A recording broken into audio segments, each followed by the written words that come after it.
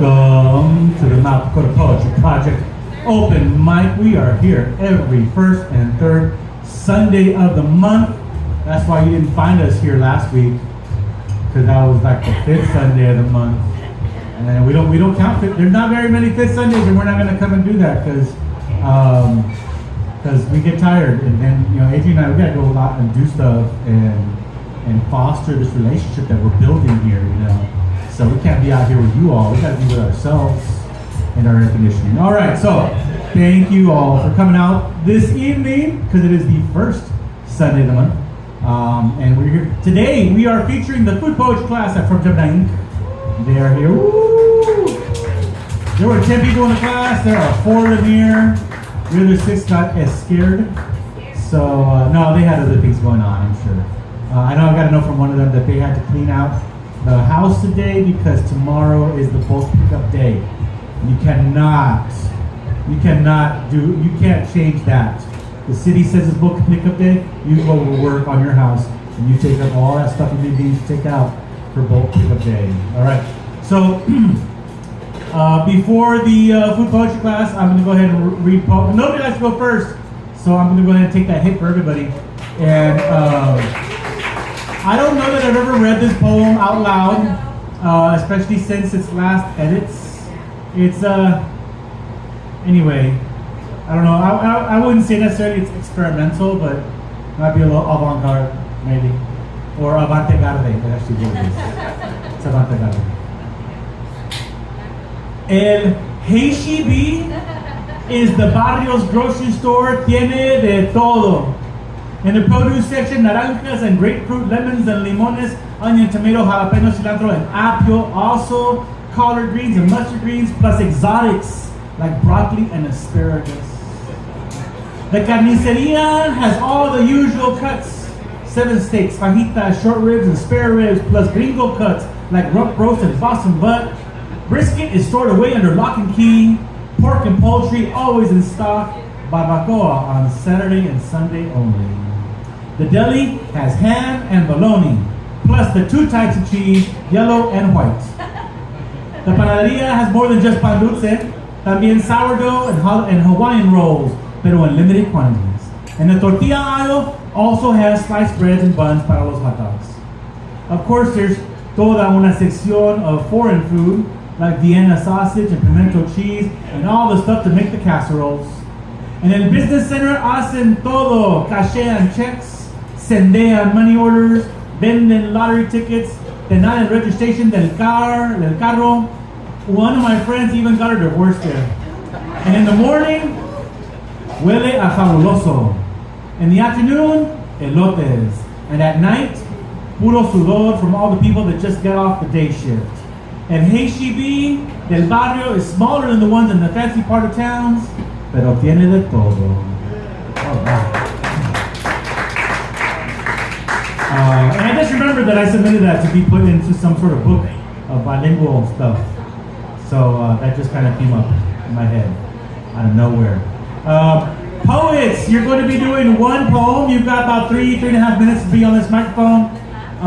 4 if you want to cut it a little close. But you do 1 poem. That could be a haiku. That could be a 3-minute poem. But you do 1 poem. And then after that, because there's there might be some time. We might go again, and you could do another poem. But for right now, we're just doing how many poems? 1. Thank you. And don't go doing that trick where you're like, part 1, and then read a poem, and then do part 2, but read another poem. We know that trick. I've done it 3 or 4 times. All right. But first, up on this list of the food poetry, which was I led this workshop, and it was so much fun. We did poetry in all different formats. We used poetic food forms to write poems, but also took poetic forms to write poems about food. All right. So the poets, they're going to read from stuff that they did in the workshop, or maybe something else that they want to read that has food in it related. First up on the list is Aida Felicitas Rodriguez Barrera, also known as Cuppycake.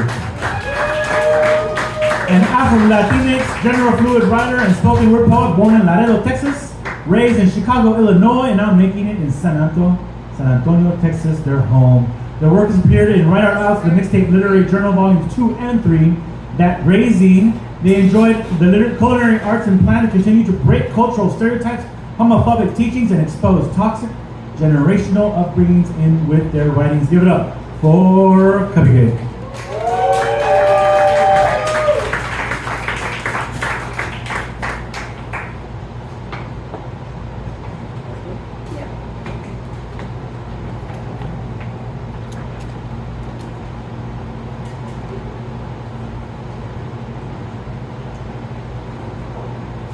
So just a personal note, I want to thank Eddie for that class. That was a really good class. It's funny because some of us are poets who usually do this, but I'm going to be very honest, I don't think I've written any food poems as much as now. And I found the reason, like literally by the first week, after the first class, I was crying because I was like, why are we exposing this? Why are we writing about this? So thank you. And of course, thank you to Gemini Ink. This one is called an Ode to Huela Felas Picadillo. If someone asks what is the one memory that would have maybe changed me into a person I am not today, I'd say it's your picadillo. This ratatouille moment of the simplest of dishes, snug tight on all my senses, that to this day I can close my eyes and see you like I did those many years ago. She said this poor dish was one that made her feel they now had money when she was poor with 13 children. Didn't need her eyes, and all we at times needed to recreate such flavors were sounds. Sounds of pots and pans we needed.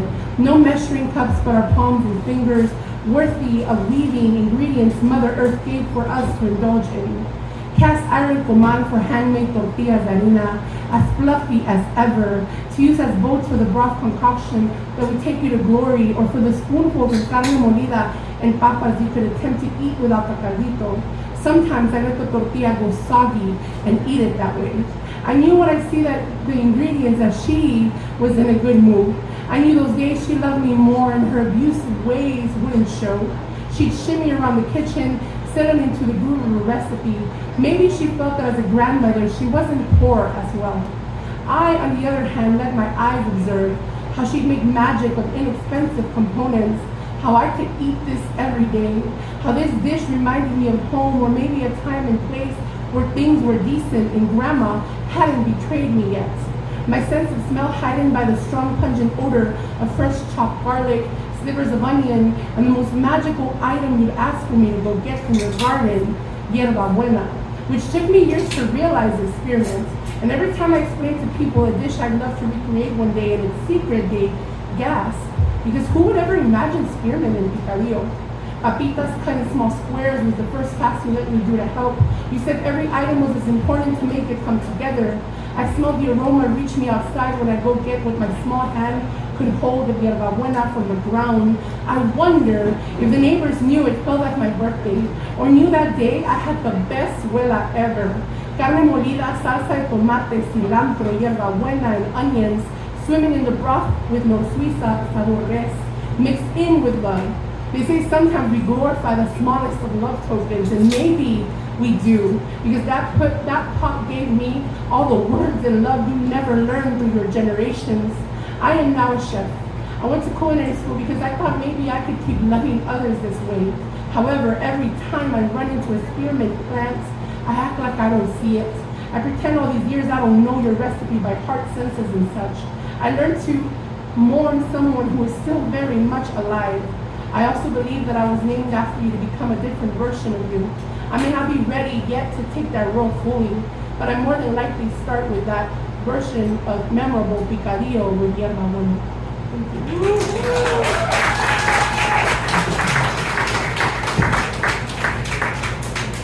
All right, raise your hand if you call it carne picada.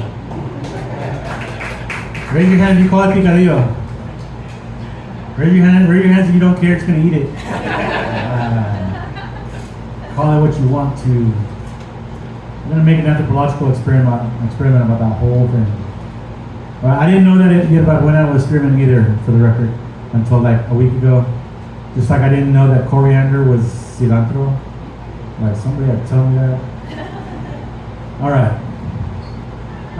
Carlos Carrion, come on. He published short stories in the Tejano Conjunto Program magazine from 2016 to 2018. He is published in the New English Review and is a member of the San Antonio Writers Guild and of the Voces Cósmicas Poetry Group. Come on up, Carlos.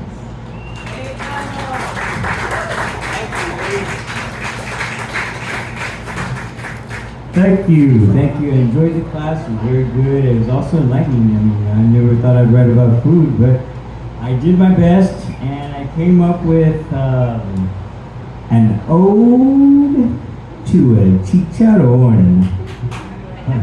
Pardon some of the language, but I had a few beers before class. I didn't. Ode to a chicharron. Qué cabrón el chicharrón. It's not just salty, crunchy pork taste. Better with bubbly sweetness of big red in the early morn. Big bag from Olguitas Molino is a ticket for your taste buds to ring and clang. They beg for more. Later in the afternoon, con pinche chicharrones splashed with lime juice, downing icy beer, crunching down, barely masticando. Backyard conjunto, el chisme provokes shriek singing, snot spitting laughter, deliberate rhythmic dancing, yet never without a cabrón chicharrón. Early dark dawn hours, painful gut puke over angry thorny rose bush, endiablada cruda, cracking head, collapsing body, the last condenado trago de tequila tormento, causing cascading fluid del cabrón chicharrón. A couple of hours later, tú sabes, at Los Angeles Tortilleria, un plato de chicharrón ranchero, por favor, y chile verde. Bien cabrón ese chicharrón.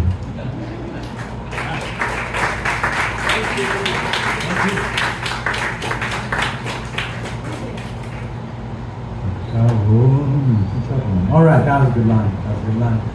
All right, are we people who enjoy the crunchy, crispy chicharron or the not crunchy, the saucy one? Who's crunchy? All right, who's saucy? Really? Only I like the saucy. That depends on the day, you know. Depends on the day. Depends on how I'm feeling. But I know that when I'm ordering a taco, I have to say, me lo dan crispy. You can't say crunchy, you say crispy, right? I don't. It's crujiente in Spanish, but nobody knows that. You have to say crispy. All right. Next up, Audra Edwards is a writer, editor, and nonprofit business manager originally from the cornfields and woods of the rural Midwest, a nomad since the age of 18, and a military spouse for the past 6 years. She's constantly exploring the many faceted definitions of home and finds meaning and joy in sharing the stories of the unseen. And she's new upon the scene, so welcome her.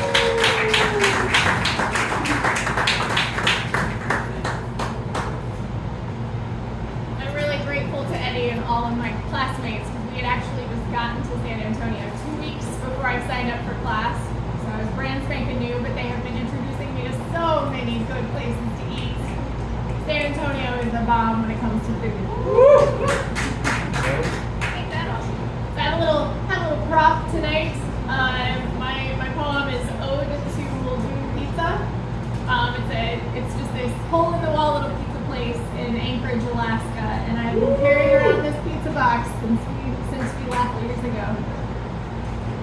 Oh, Muldoon Pizza. It was your Italian old school goodness, your back alley sketch, the fact that the tourists went to your Moose's Tooth competition, but their mac and cheese, reindeer sausage, novelty toppings couldn't hold a brick oven candle to your brow sweat-inducing heat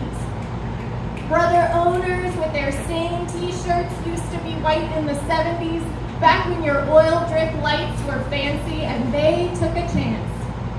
See, their hard work paid off because you're still around. Haven't changed the bills.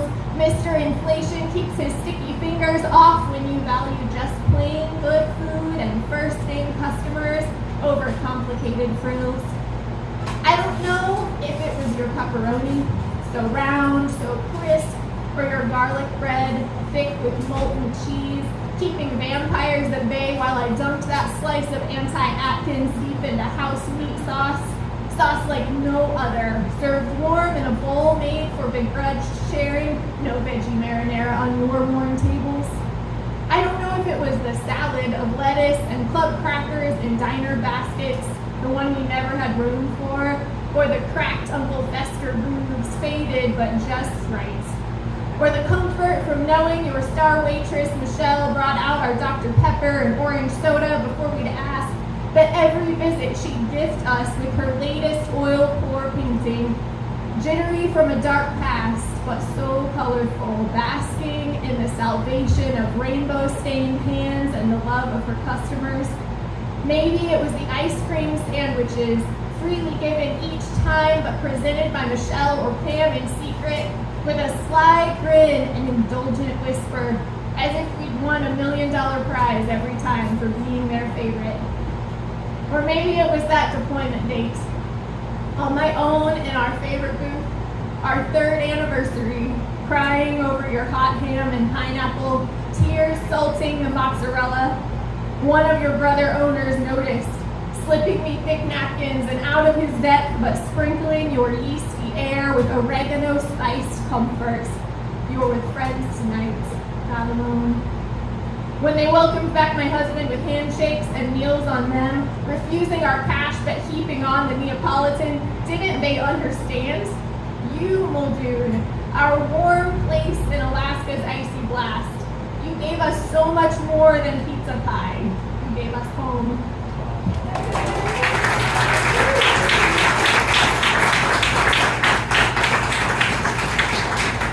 Who wants to go to Muldoon's now? I know, right? It's a little far away. All right, on the count of 3, I need you to yell out your favorite San Antonio pizza place. 1, 2, 3. I haven't heard anything. I didn't hear Ken's anywhere in there. I didn't hear Dakota anywhere in there. Oh, okay, all right, good. Some of us are Pizza Classics people. Some of us are Deco Pizza people, apparently. True story, Pizza Classics, like when I call in on my phone, they like, first of all, like they have it recorded, they know who it is, and they're like, are you gonna be using your tax exempt? And I'm like, no. But I'm tempted every time. So I used to call in orders from school, and they had me on the record for that. And anyway, I haven't done it because that'd be fraud. All right. Lace is a poet, illustrator, zinester, and art educator from South Texas who has made her home in San Antonio. Queer AF and Latinx, she finds inspiration in many of the binaries she has challenged, child, and navigated throughout her life. Come on up, Lace.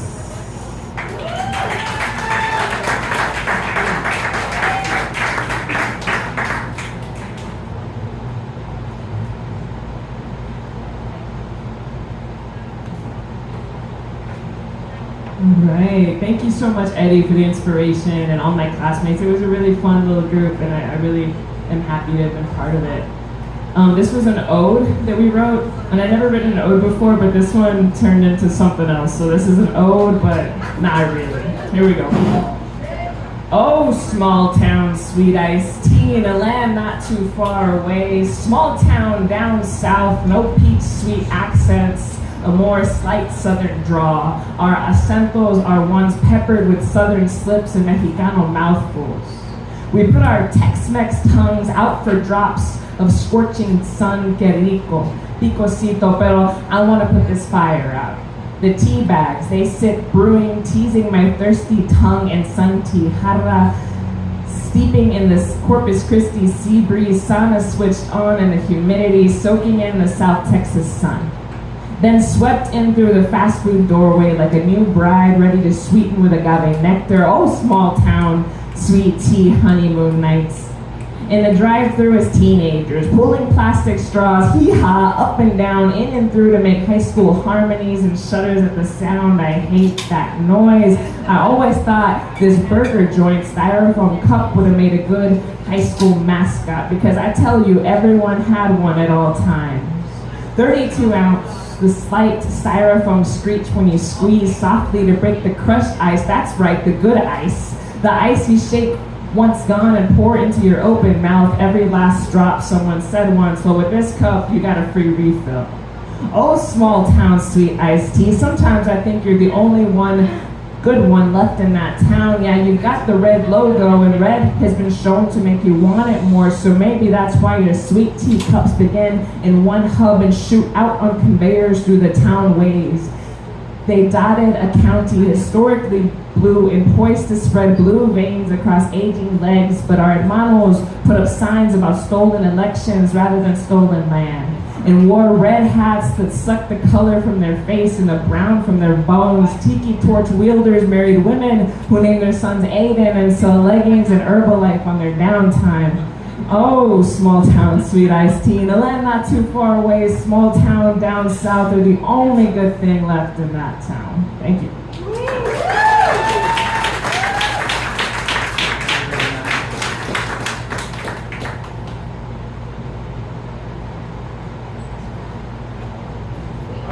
Thank you, Lace, for that small town goodness.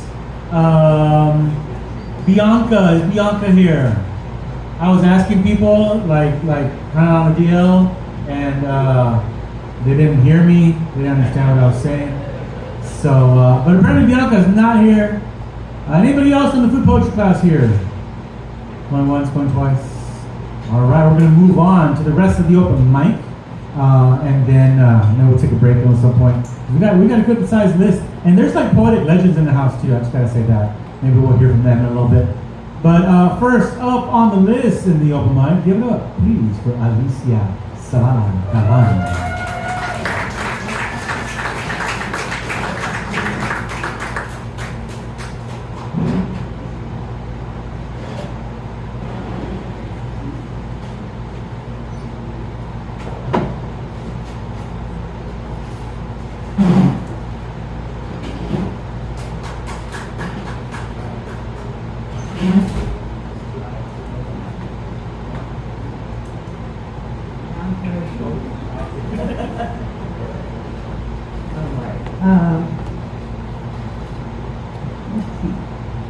Can you hear me?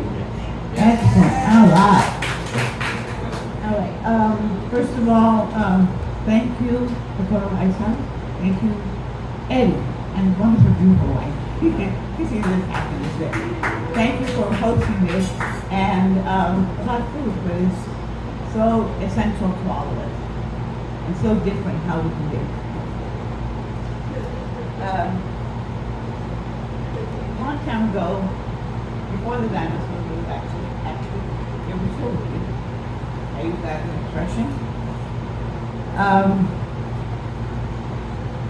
This was published in Vietnam a long time ago. And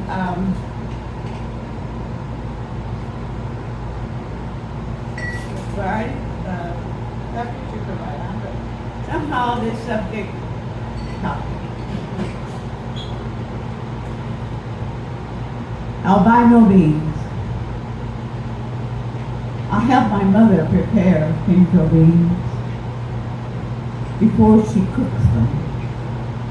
I have to do things just right so they'll be delicious.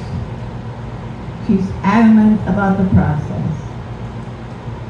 I sit down, tuck a metal pot on my lap, spread out the beans on the tabletop, pick out and throw the stones. Defective beans?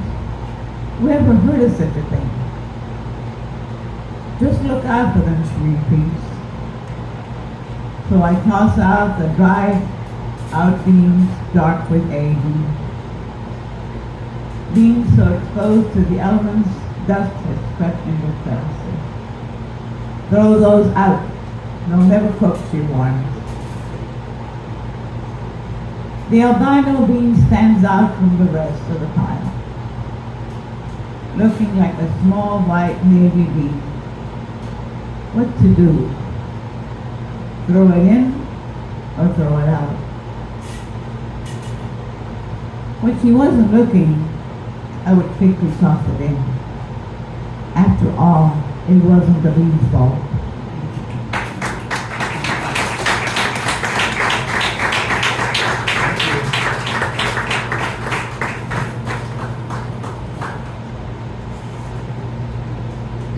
Thank you, Alicia.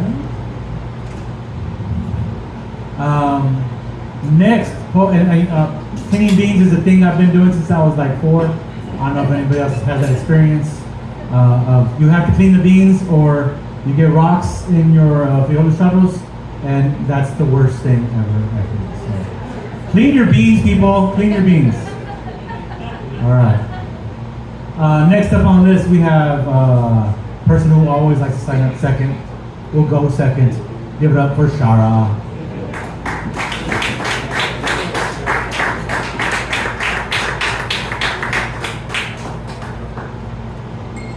Hey Dakota, it's good to see everybody here. So this is a poem that ponders why is it we are at our most beautiful when we're at our most vulnerable. It's a haiku. Dandelion gone, only white seed crown remains. One gust scatters all. And then in Korean, Sarajin Mingure, Hinshi Wangwonman Nama, Han Bone Yukponi Musun Muson, Kutu Korimda. Thank you.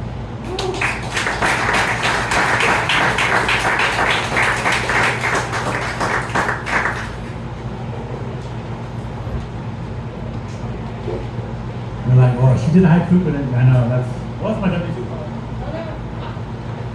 Don't do that. All right. I didn't want anybody to see how much I earned in 2021. Apparently, from that one organization that gave me money. All right. But yeah, Shara kind of skirted the haiku rule there by doing it the same one twice in 2 different languages. That's okay. It's okay. Next up on the list, give it up for David.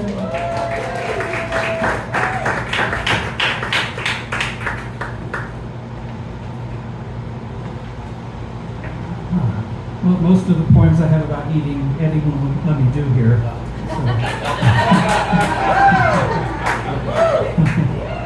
So. This is called Now. Perhaps I push the covers off, too heavy.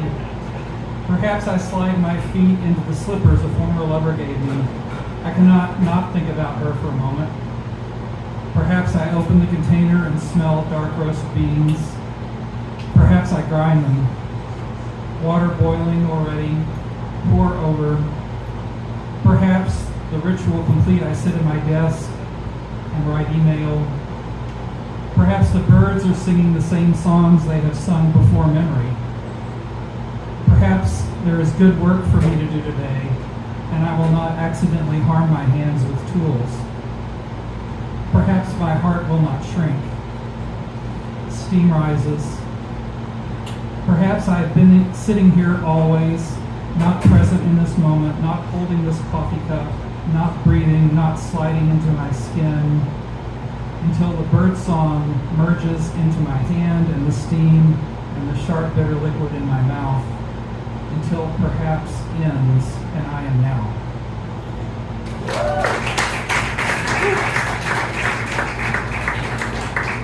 Thank you, David, and thank you for not doing those other poems.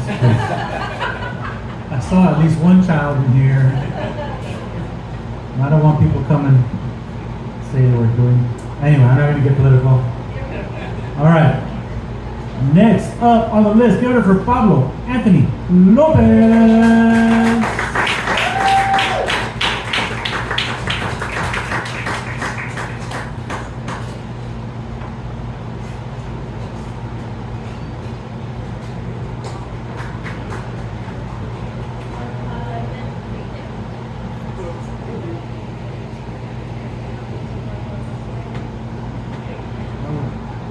Yeah.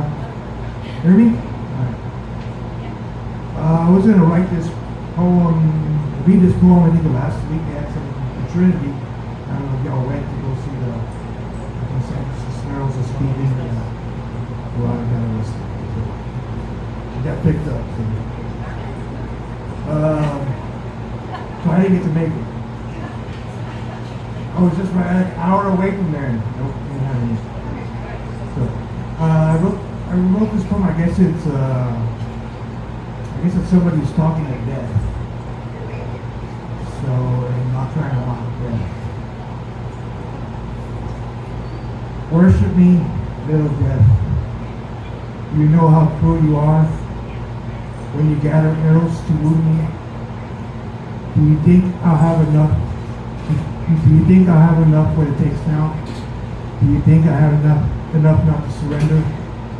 Arriving in your red suit, you're set for murder. Did you bring my father with you to dangle in front of me? Did you decapitate a ghost to fit your plan? Worship me. You know what shapes me and holds me in place. Did you manage to find my secrets? Did you take moments away from my life? You move around me with your snake-like dance. Worship me, little death. Your calm is so careful. When you make me drink poison, when you deliver your disease. Did you bring the past for me to linger? Did you scatter all my dreams? Worship me.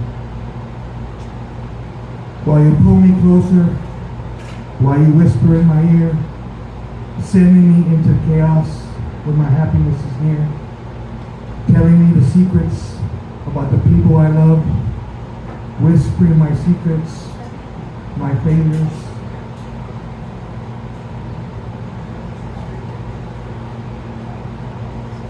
You knew that would do the trick. So be quick. Be quick. This one hurt a bit.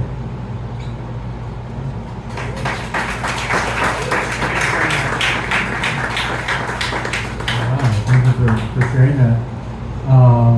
And I hope you're right about the other thing. The reason why you couldn't make it to that reading sounds like a very good poem to me. So there's a big poem in there somewhere. Next up on the list, give it up for Deborah.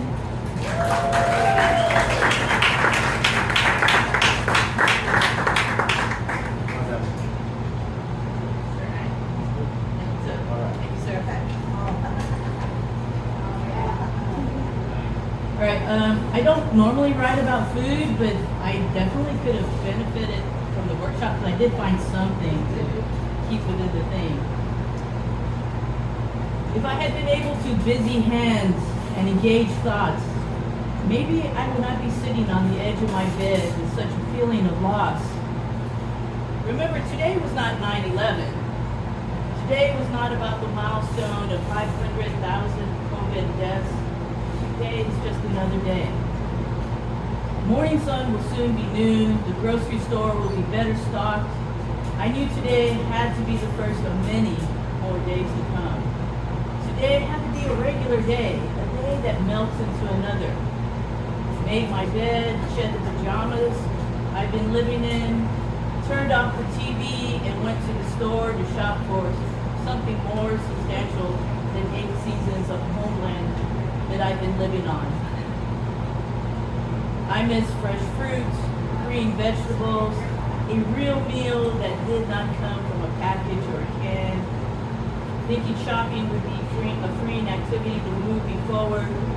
Instead, I found myself being pushed back into a hole dug with these 2 hands. Over there, a bottle of a favorite wine waited on the shelf. Then I pushed my shopping cart past refrigerated cases, smiling as I remembered the chorizo we cooked for breakfast.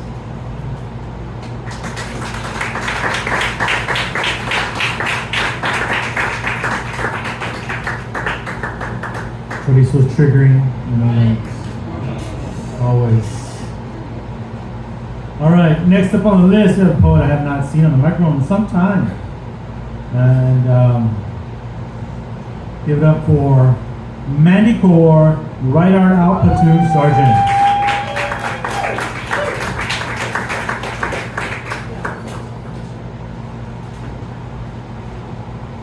This one's for the Breaking the Spectrum project dedicated to the punk culture from the 1980s, yo. Servants to the brigade. We are under the command of Henry Rollins, the lead singer of Black Flag of Washington, D.C. from 1981. Forcing us to rise above the corrupt society's bullshit as he says to us, we are sick of their political abuse. The suicidal tendency still lives, as the propaganda today not only attempts to brainwash us to not only believe real history, like the damn Republicans who dare turn against one another, or else in the perspective, they're fucking with all of us subliminally. The TSOL has stood by the word of their note.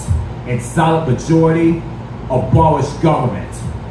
America, land of the free, free to the power of the people in uniform. So many of our men dying in war. They say the government must be abolished for not protecting us. When in the fuck are they going to wake up knowing what they have done? Daryl Gates, party troubles, car theft, provoke fights everywhere. The rock houses built by the circle jerks may have destroyed us. To all the punk rock faithful who kept the culture fashion alive, including our very own Amalia Ortiz, this is Black Flag's war. Because in the battlefield, we are one of their troops. Autism is not a disease. Autism is not a virus. Autism is not a disrespectful habit. Autism is not a death sentence. Autism is not a punishment. Autism is not for my enemy Satan. Autism is not a bitch. Autism is a powerful tool, yo. Autism is acceptance. Autism is inclusion. Autism is music for the soul. Autism is hip hop. Autism is metal. Autism is poetry. Autism is a gifted soul. Autism is love. Autism is everyone. Autism is a blessing to the world. Autism is life. Autism says, fuck you to the bullies and the haters, yo.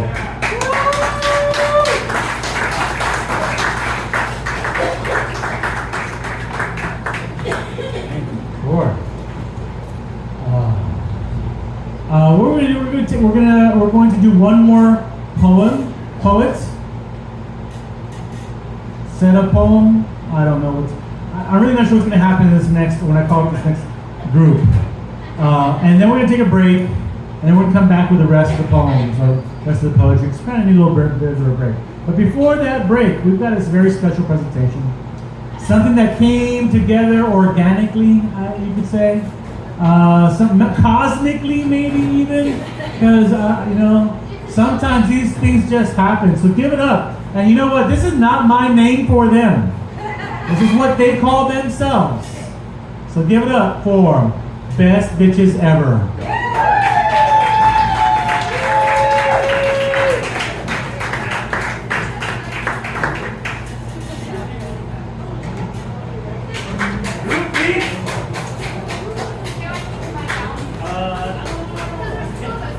You can take it down, yeah, sure. It's just too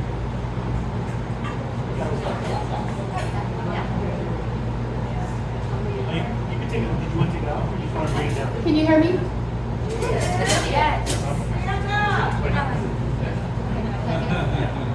First of all, a shout out to the bartender for telling us about this yesterday. Thank you.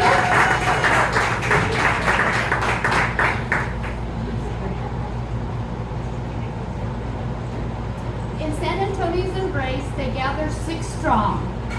High school memories they cherished all along. 40 years past, their journey's been grand. Through life's twists and turns, they still understand. At a local bar, laughter fills the air, recalling old stories, moments they share. Among these old friends, a new face, Kent, joins the group. A warm brotherly embrace at the ice house they gather. hearts full of glee, reliving the past just like it used to be. In the heart of this city, they find their way, laughing and reminiscing, come what may. River walks, gentle waters bear witness true to friendships that endure and continue to renew. Of 6 lifelong friends, their bond ever true. Through life's twists and turns, they stayed by each other. 6 girlfriends connected, a bond like no other. In San Antonio's charm, memories they create, a reunion so cherished, and an experience truly great. So thank you. This has been the best bar ever.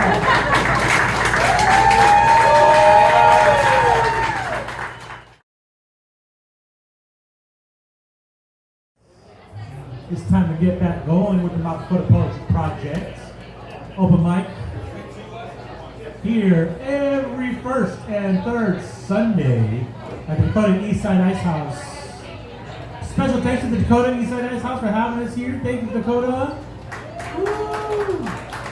Make sure you thank Dakota by ordering a drink at least, and maybe some food, because the food is delicious. I'm not gonna be all hipster and say delish. I'm gonna say delicious. It's from my generation. That's not a dig at people that are millennials and millennials. That's just a thing, right? Just saying. All right. I'm not gonna go. We're not gonna say more about that. I want to get back to the list. This next poet I have not seen on a microphone in probably about 5 years. And one of the first times that we met, we had a taco after a reading or two with Jesse Cardona hanging out at Taco Garage. Rest in peace, Taco Garage. And he told me that he was from Rio Grande City, a city that lied to him 3 times. I'll let him tell you the rest of that story. I remember that. I remember that. They were from Javier Roman.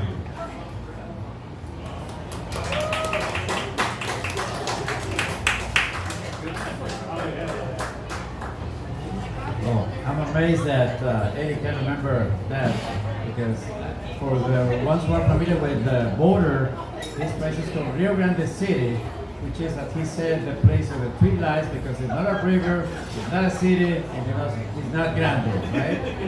So, anyway, thank you for, Eddie, thank you for allowing this group of people, and including myself, to share these words that we play with in our brains and put them together. No? So, I was eating my taquitos de la calle with salsa, salsita verde, salsita roja, cilantrito, as you said, cebolla, and other stuff. And I kept hearing this in my brain. Something that was saying, you have to write this. So, it doesn't include cilantro, it doesn't include cebolla, it doesn't include limoncito, but I hope you enjoy this. I was thinking about how beautiful somebody can be. So, I like pretty eyes. I like them blue, I like them brown, I like them hazel, I like them green. I like to swim in dreams. I like spaces where I can build a castle to put a princess in with all my fantasies. I like to think that I can be yours and you can be just mine. I like to run with wolves, with jaguars, and sometimes with lions. I like to kiss your lips, surrounded by lakes and trees. I'd like to see the moon ignite like this. Guess what? I like to be with you. Thank you.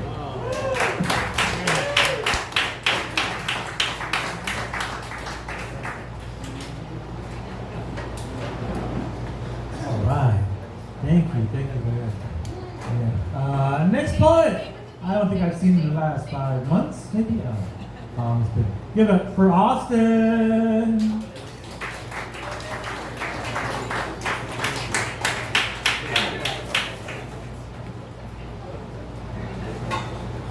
I don't think Eddie remembered me from earlier. I got a haircut, so 5 months ago, right? All right. This is a poem that I probably shared about some women, not all, but some women that I probably shared one too many meals with. And just a little trigger warning: this has some adult content in it for the children. This poem is called Voices from the other side of the baby daddy's gun. I cannot deny what I crave is to be deep inside of some other mother's thighs. Yet I realize I despise the ice-cold ties, the tip of the barrel in my eye. You stupid guy with some foolish pride. I do not need that drama from the father. I was not trying to be a bother. Now there's crying, the connection is dying. All just because I was trying to make her come with audible sighing. Is it plausible the reason I don't go pursuing these women isn't because I don't got game that's spittin'? It's not because my pants waistline be splittin'. It's because of the danger from other smaller men who think their self-worth is tied to the feminine. The only ones that would get with them until I gave her an alternative, better version of the masculine. One that's secure and isn't desperate to get on one knee and plead, please don't leave me. She can leave whenever she please. She came to me to get away from me. The only time that I will get on one knee is when I've been through a blue moon, or we've been through a blue moon, or 2, or 3. No pressure or greed, no more. What about me? I only want, what do you need? I need someone that can love me for me. Leave me free from the, what could we, or what could he be? She knows that I need long-term mentality. And I'm sorry, man, that you are mad at me. And I promise you she wasn't that to me. Just leave me alone and let me be me. I'm not saying I'm Donny Hathaway, but take it from me. Someday we'll all be free.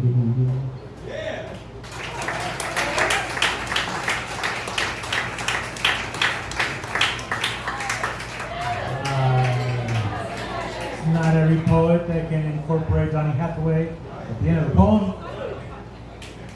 So good up for that. Next poet on the list is coming all the way from the back of the room. Somebody who had a hand in the coordination of this event and in the poetry workshop food poetry workshop. Give it up for Alexandria Van de Kamp.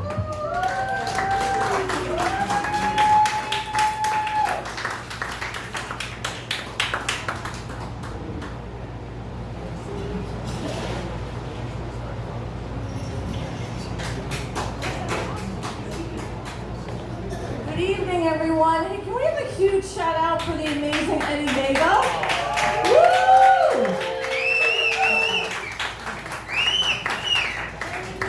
I'm the executive director of Gemini Ink, and we're San Antonio's Writing Arts Center, and we had such a blast doing a workshop on the poetry of food with Eddie Vega. Check us out. I'm going to blatantly promote us for 5 seconds at www.geminiink.org. We're here for you for anything you need, literally speaking, and for great writing workshops, like the one Eddie just finished. Okay, so I was inspired to find a food poem I've written based on this workshop. My family has a hopeless sweet tooth, so this poem is about having a sweet tooth. It mentions a few desserts like rugelach, which is a great, very sweet Jewish Polish pastry. I'm from the East Coast, and you get it all over New York. Meringues. Okay, so just know there's a lot of sweets in this poem. And it's based, believe it or not, on a film called My Life as a Dog. It's a 1985 Swedish film. It's a coming-of-age film. So I was inspired by that, and this is my life as a dessert. Okay, my life as a dessert. At 10, it was the meringue your mother carefully prepared. A puffy, delicately crusted concoction, a hill your spoon chipped away at like an excavation, only to find sugar and air inside. Who could stomach such a mountain of frivolous delight? You could, until you were 15. Then the sugar stung your teeth and gums, and you knew that time in your life, the meringue period, was done. Now you assert you are more than the sum of your desserts. The brownies and homemade chocolate chip cookies, the uncooked dough stuffed into a glass, saved in the fridge from when your brother got home from soccer practice, a family ritual no one questioned. The sweet tooth, syrupy and smooth as any trait in the gene pool.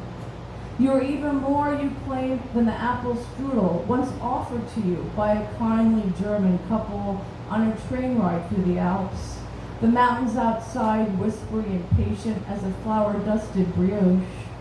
More than the rugulac you purchased one evening in New York, their dark chocolate a slick path your tongue searched along, a trip to a foreign country you never bothered to name. Now, outside the commuter train, the night stirs around you. Orange street lights swerve in and out of sight. Long Island seems a festooned Magdalena, as the Spanish would say, a slender finger-shaped pastry, a geography your mind slowly eats through. You have never trusted a film in which the heroine neither eats nor drinks. Panic and crisis, even despair, need caffeine, need a little sugar spooned into the scene. Childhood was an extravaganza, food dyed and mossy green. Could any chef build with custards and tarts those brackish muddy brooks, the warm fertile smell of dust and summer asphalt? You are, you concede, the sum of your desserts, only if by desserts one means a trembling catalog of hopes and concerns, or the occasional indelible memory. The velvety flan, for instance, that waited for you one afternoon in a cafe in Madrid, like it knew you would arrive just at that particular place and time, a milky sun ready to die slowly on your tongue. Thank you.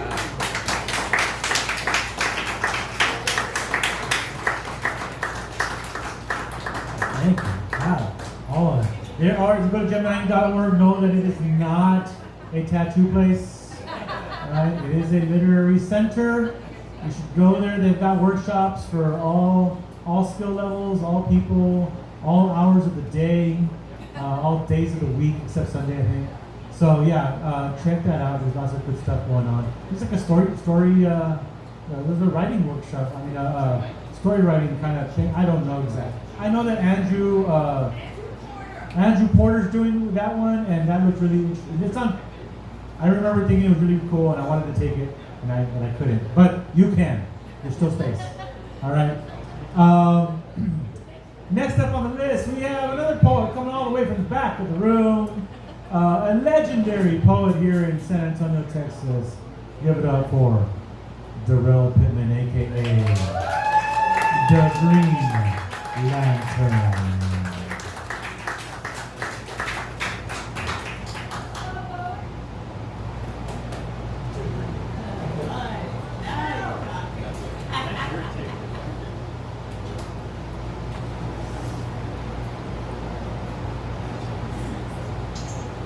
This poem is dedicated to Alicia.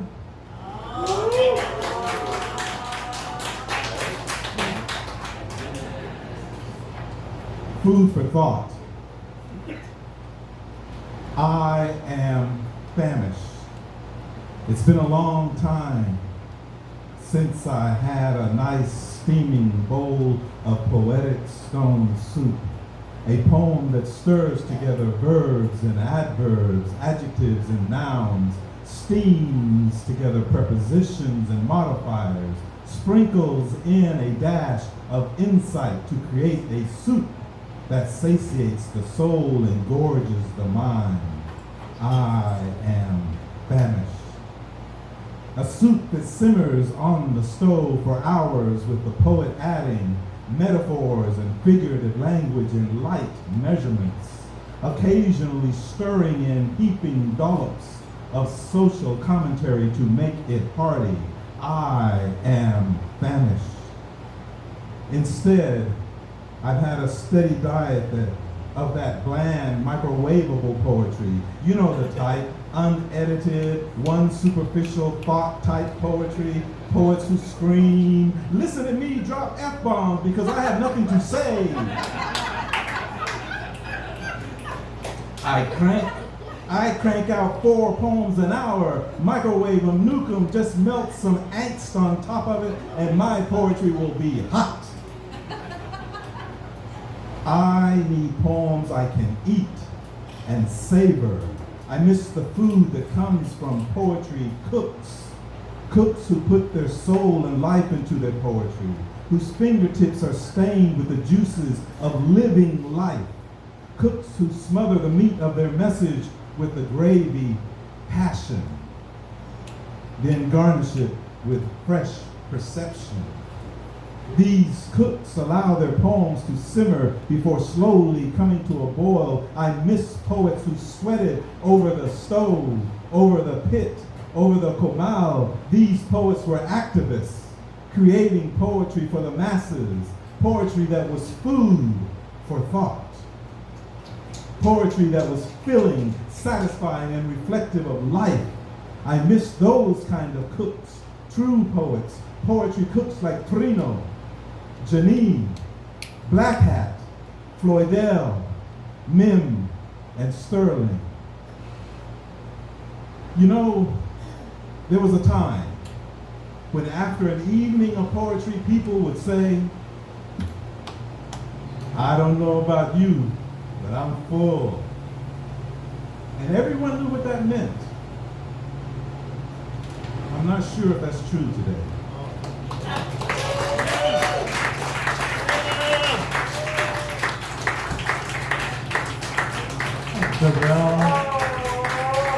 An indictment on the poetry scene. A little bit of a little critique there of the scene. Making me, I don't know about you, I feel a little guilty. Like maybe I haven't been cooking my poetry long enough. I just kind of like, I've been doing like Instabot, air fryer poetry, maybe is what I'm doing. So air fryer poetry I think came out through the pandemic, right? Everybody was getting air fryers, we used it for poetry too. And I'm sorry to the poetry people out there, the poetry gods. We gotta work on it. All right, okay. I want that poem so we can place it like in every library open mic, maybe every coffee shop. We gotta post that. It's the don't come here with your weak shit poetry. All right. All right, enough about that. I'm not sure if, and she can give me a thumbs up or a thumbs down or a wave at me saying yes, no, if this is still happening. Yes, no, yes? I can't see. Yeah. You good? All right. So I saw somebody pass by here and I'm like, there's no way that poet's coming here. That poet doesn't live here. That poet lives like in Fort Worth or Dallas or somewhere up there. Then I saw this figure come in through the back door. I'm like, there's absolutely no way that's Natasha Carrizosa that just came through here. So it's true. So here's a little special treat. Natasha's in town for a little bit. She's gonna grace us with a poem. It's an honor to have her up on this stage. Natasha, come on up.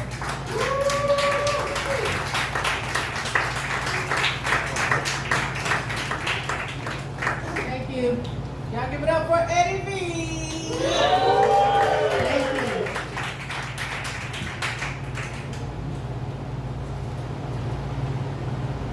Man, it's been a long time since I was able to just be a poet. Thank you for being here.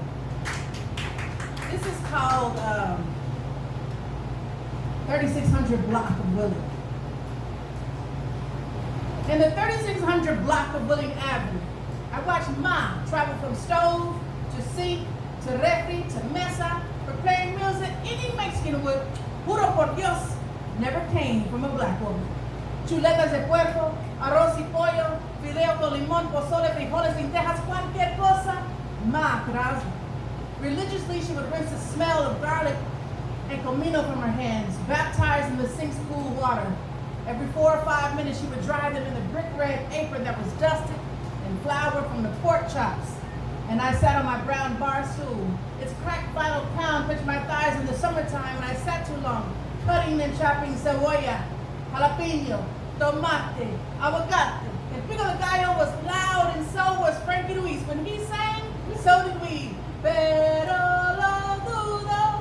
Feet and fingers danced to the beat of the conga. Timbales and horns flooded the air, flirting with the sound of garlic frying. Outside, Mayo screamed at fellows to run, Corale, from his side, because he was the wind.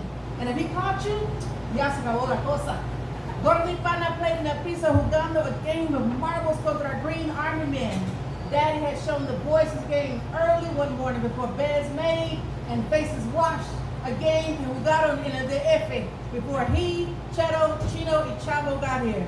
Daddy was now in the driveway tomando cruz like a Mateo Chavo, discussing the affairs of the roofing business. Back in the kitchen, Frank was whispering when Mom threw the tortillas on the stove, 4 and 5 at a time. They blackened and bubbled, the smell of burning cornfields. I set the table with blue and green cups and forks and plates that didn't match. Ya estuvo, ya llegó la hora.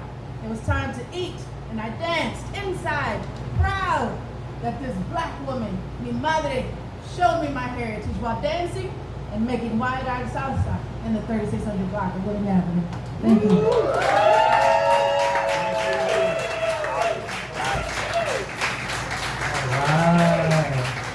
That was awesome. We got the food in there. We got the bilingualism in there. It's like this was planned. It was not. This is serendipity.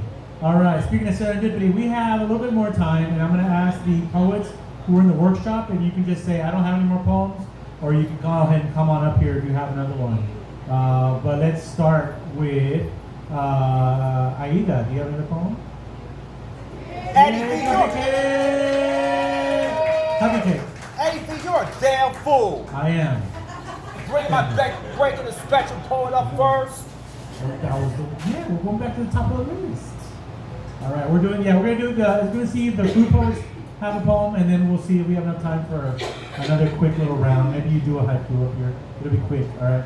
But first up, it'll be Cuppycake. You're a damn fool.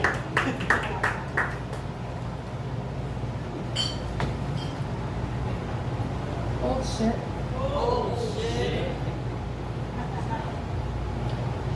Dad said my heart is a piñata. He also says I have a hotel heart.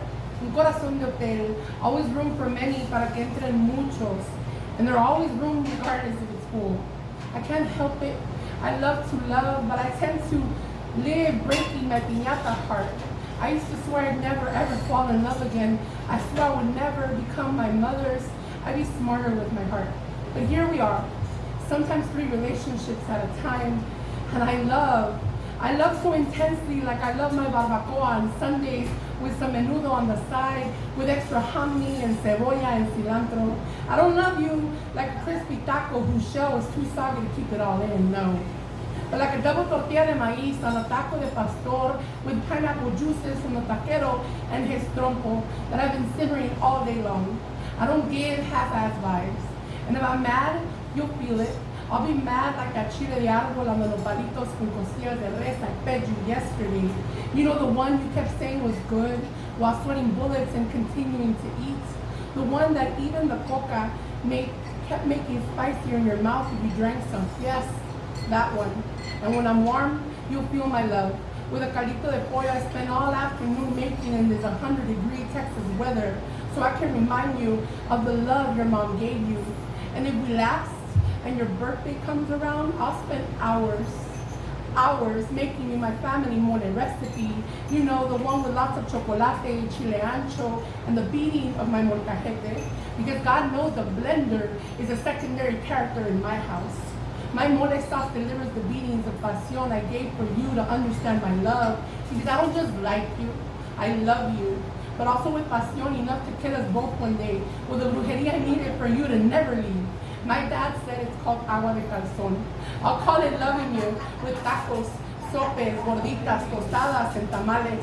If I stop letting people rest here, it's like asking them to take a crispy taco from that Mexican restaurant with the pop music blaring and cold seats and queso on their menu. My love doesn't rain, it pours, and it burns slowly, like the spicy chilaquiles I make you with café de olla so you'll sober up. I learned this from my mother using as much serranos to wake up Dad for church on Sundays for misa. My piñata heart isn't for the weak. It's paper mache, but it's that good from back home from Nuevo Laredo, made for the piñatas that last all the kids in my barrio and their turns and their hits with the palo. And the candy that will splatter on the floor has delicious regular sized candy, chocolate, huge lollipops all mixed up with that nice Mexican candy too, like tamarindos, mazapanes, picafresas, and lucas. So I'll keep this piñata heart, the one my dad calls a hotel. Because again, I don't give half-ass vibes. Besides, it lets me sleep better at night, knowing someone won't be out there eating American cheese on a roll tortilla, calling it an enchilada.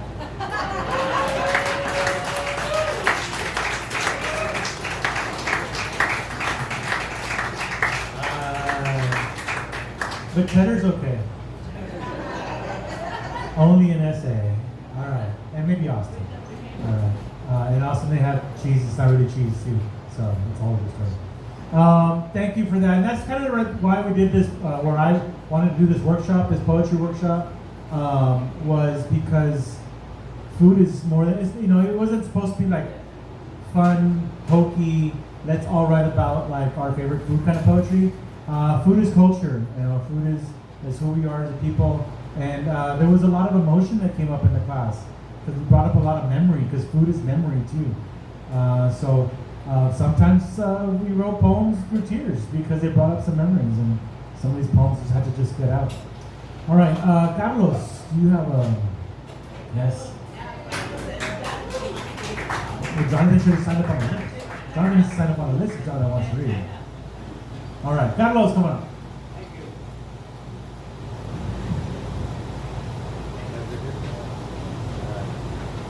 Thank you, Eddie Vega.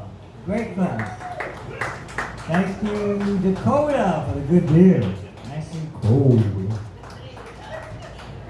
Thank you, all poets. Like Eddie said, he brought back memories. I have a memory when I was in the class. I was raised, my mother went to work. And so basically I was home alone. I got bored and hungry. So there's a lady that lived in the corner on 21st in Houston. And she had a daughter. And her and her daughter would hang out. And so she owned a restaurant. And on weekends, her son would manage the restaurant. And she would do the cooking. And her name was Theodora. So I created this poem for her, and it's called Theodora's Kitchen.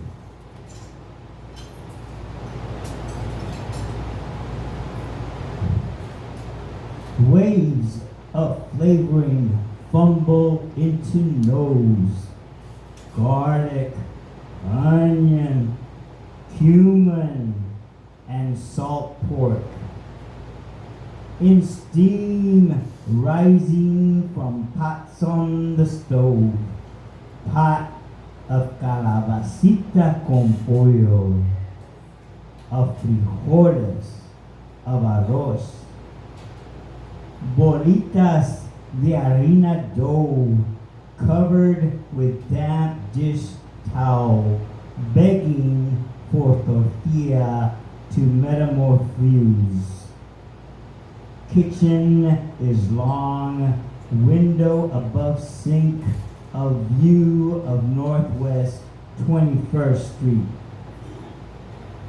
Top half glass black door with white mini blinds leads to outdoor patio, mopped drying concrete floor.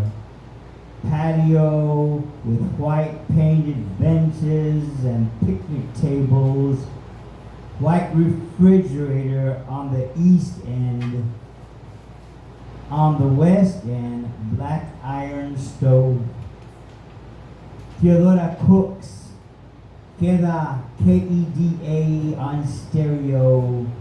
She hums, sings, hums, air dances in full-length white apron, in worn sneakers with cut holes to free pinky toes. Ruben Bellas, te regalo el corazón, un polka pulse.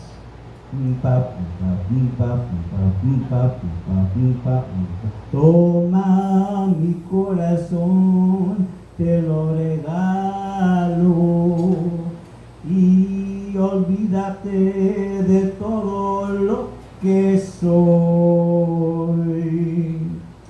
Sola recuerda que te quiero mucho. Toma mi corazón, te lo regalo.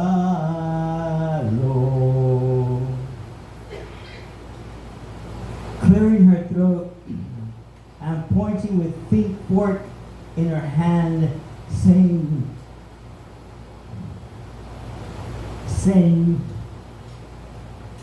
tienes una sola madre, cuídala siempre. Be happy y haz tiempo para gozar la vida. Thank you.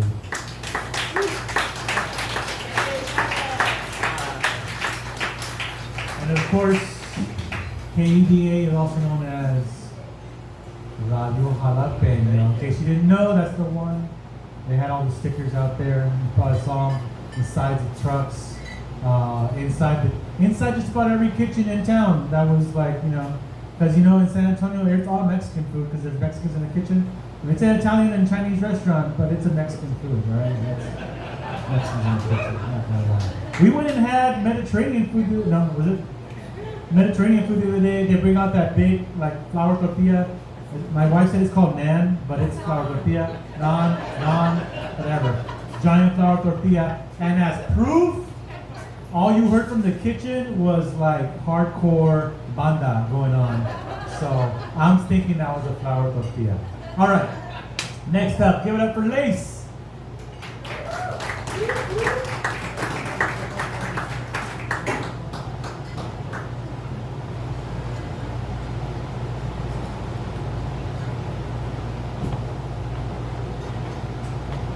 Old shit. How to make beans. Aluminum can reads beans. Frijoles flavored with authentic Mexican spices. No need to drain salt to taste. I learned broken Spanish from kitchen table conversations between aunts that I wasn't meant to understand. English spoonfuls, periodic fork and knife cuts to interrupt the language, not for children. Coded, but they spoke it. As students to cut top lessons growing up. Rag over shoulder, notebooks out, classes in session. Countertops marked by cutting board slip-ups. If Savoya makes you cry, it means you're a jealous lover. Cover pots and plates just in case you lost the top. It doesn't mean you let it spill over. When you cook beans, the most important thing, hey, are you getting this? Write it down. They have to be clean. Pick out las pierditas, podridos, rotten, discolored, broken halves like the ones the Aprieta broke her molar on that one time, and soak them overnight. That pale, pretty brown makes your dinner guests forget the dirt they were raised in, forget where they came from. For that savory south of the border flavor, empty contents into a microwave-safe bowl and heat on high for 3 minutes or until desired temperature is reached. Microwave watts may vary, let them sit, stew in their splashback before the first taste. Art class. Color theory was exotic, like the light skin and freckles, height and sharp noses of grammar school classmates. See, no amount of bleach water and scrubbing could lighten the aprieta's skin, and hand-drawn magic markers, freckles, after-school activities in the heat of the kitchen they ran. At La Mesa with her sisters. Plain brown girls with plain brown skin, perfect Spanish, English safe for schoolwork. At home, no hablas así. See, my grandma never felt that sting. Ruler slaps on the backs of hands for speaking those dirty brown words. It only took one generation of grammar school teachers to wash brown water mouths with clean white bars of soap. See, to get the pretty pale brown, you gotta let them soak. Lose themselves in photographs, portraits and landscapes, no sepia tone, Miss America lunchboxes, Coca-Cola smiles, in photo albums, black and white interpretations of the American dream, and then there's me. Ojalà's granted. Light skin, no A's or rollars in my first name. I learned broken Spanish from conversations between aunts. They didn't think it'd be best for me to understand. But I spooned bits onto my tongue. I snatched up their crumbs before they were dusted away. They spoke to me in scraps, never knowing they'd leave me so hungry. Thank you.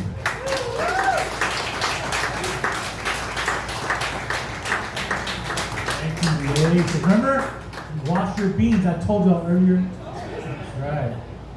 Very important. Next up on the list, we have somebody who got all fancy, went to New York and got an MFA at Columbia. Give it up for Jonathan. Very humble. Jonathan's so humble. So humble.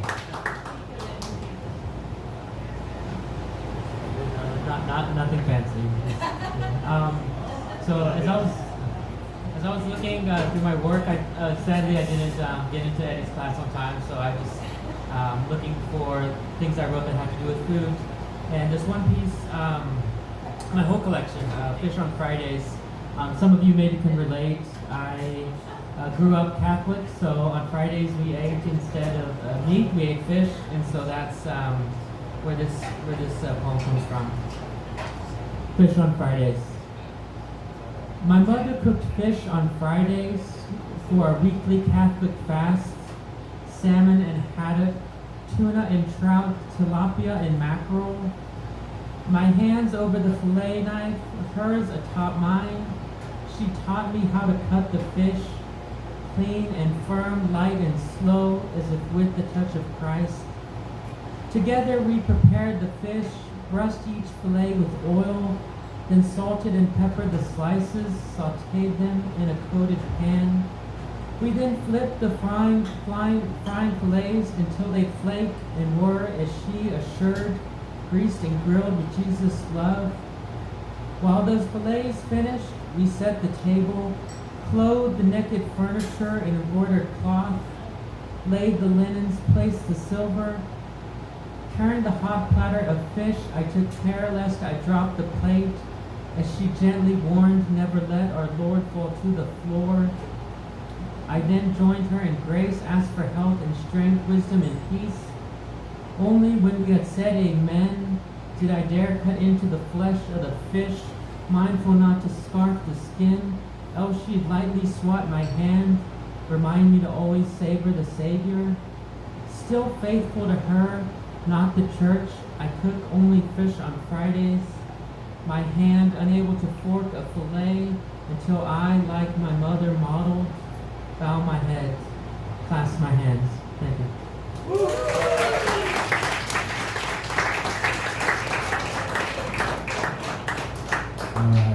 That was not fancy. He went to the not fancy school. NYU is the fancy school. He went to Columbia. So that's the not fancy one apparently, right?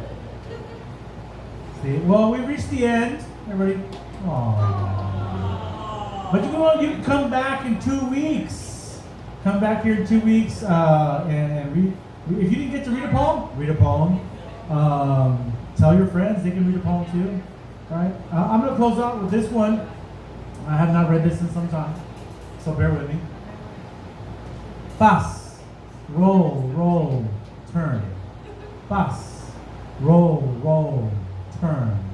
My mother taught me the rhythm of life to the beat of a rolling pin, to the beat of a palote on the kitchen counter. Pass, roll, turn. Pass, roll, turn. The percussion of a palote played through the darkness of 6 a.m. The soundtrack at the end of my last dream, the beginning of my first conscious thoughts. Pass, roll, turn. The voice of the man next can be 104, giving birthday shout-outs. The scent of vegetable oil on cast iron, papas con huevo whispered into my bedroom, calling me to the breakfast table. Pass, roll, turn.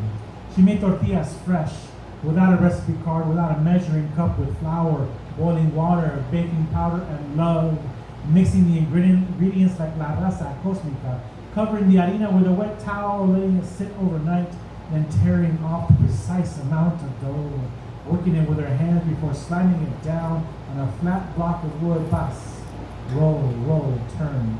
She peeled it off the block in one motion and slapped it back down. Pass, roll, turn.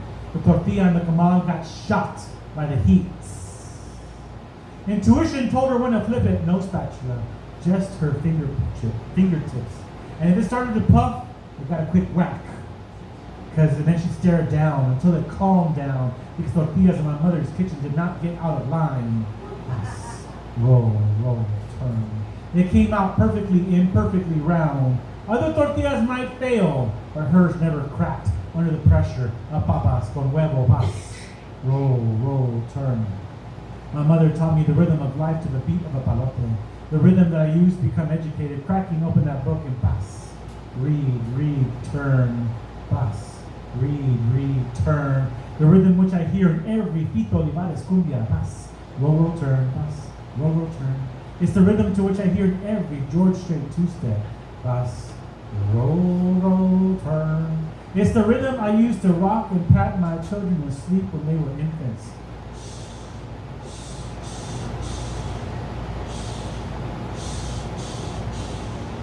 The rhythm whose source is a little weaker these days. My tortillas are now store-bought. But I'm blessed to have absorbed the rhythm into my heart that will forever beat out the percussion of her palote as I pass it on to the next generation. Pass, roll, roll. All right. Thank you all for this evening of great poetry. You've been a great crowd and great poets. Give it up for all the poets. Our special guests, all of our special guests, everybody who came through. We're going to see you again next week at 5 o'clock in 2 weeks here at 5 o'clock, Mouth Dakota Poetry Project, Buenos Aires.